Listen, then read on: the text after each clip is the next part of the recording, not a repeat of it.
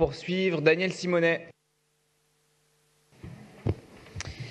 Oui, mes chers collègues, je pense qu'on sera tous d'accord pour commencer par dire qu'il y a eu un échec pendant toutes ces années de la logique qui voulait nous faire croire que c'est par la répression qu'on allait résoudre le problème. C'est d'abord ça, ce constat.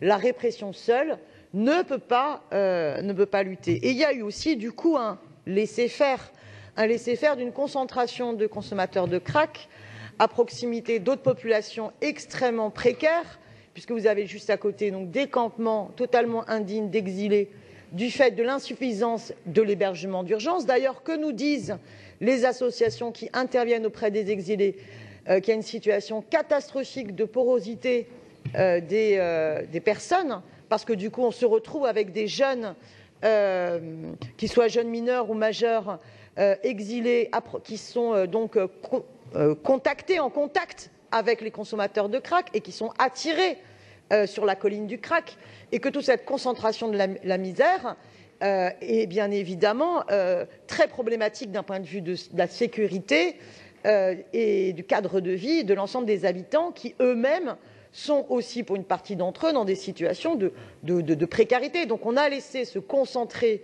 toute une situation de misère où cette drogue du pauvre a pu d'autant plus facilement prospérer.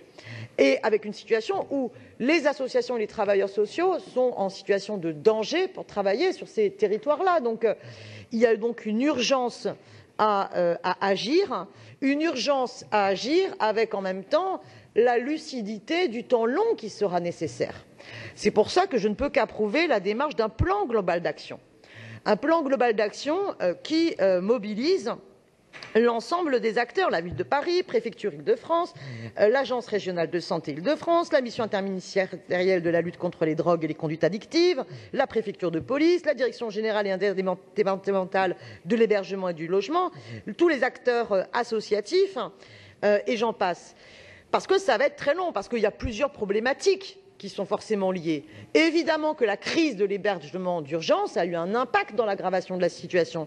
Évidemment que la crise de la psychiatrie parisienne et les problématiques de sous-effectifs et de difficultés d'accès aux permanences pour sortir des conduites addictives a aussi une part de responsabilité.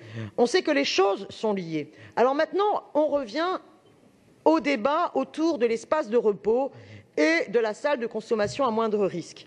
Moi, je suis étonnée que ce débat revienne toujours dans les mêmes termes, parce que je souscris aux collègues qui précédemment sont intervenus pour dire l'espace de repos de 7 jours sur 7, eh bien, il faudra le faire évoluer pour permettre que la consommation puisse se faire dans un cadre sécurisé qui permet un accompagnement, alors qu'en condamnant les personnes à le faire toujours en cachette, c'est les condamner à la fois à s'exposer et donc à exposer leurs pratiques à d'autres publics et donc à contribuer à diffuser leurs pratiques, ce qui est bien plus problématique pour tout le monde, et ça contribuera à ce que soit on se cache dans la colline du crack, soit on se cache dans le métro de Stalingrad ou dans les halls d'escalier. Donc il faut cesser l'hypocrisie là-dessus. Et en aucun cas, une salle de consommation à moindre risque n'est un encouragement à la conduite addictive, mais au contraire, essayer de réduire les risques,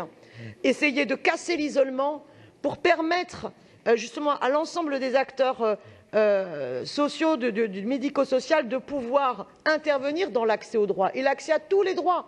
Donc le premier, celui de réduire les risques quand on s'adonne à une pratique addictive, mais ensuite de pouvoir en sortir, prévention santé, travail social, accès à un hébergement. Et là, on va être dans la difficulté. C'est que moi, j'ai très peur du sous-dimensionnement de tout cela aujourd'hui. Alors c'est un début, c'est pour ça que je voterai pour la délibération, mais j'ai peur du sous-dimensionnement. J'ai peur du sous-dimensionnement de la salle de repos.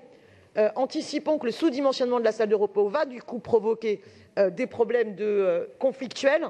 Le sous-dimensionnement aujourd'hui des places en hébergement d'urgence va être un facteur très difficile et est un facteur très difficile pour l'ensemble des acteurs. Et bref, l'ensemble du sous-dimensionnement des moyens humains alloués pour l'accompagnement. Mais vous l'aurez compris, je voterai pour cette délibération. Je vous remercie. Merci.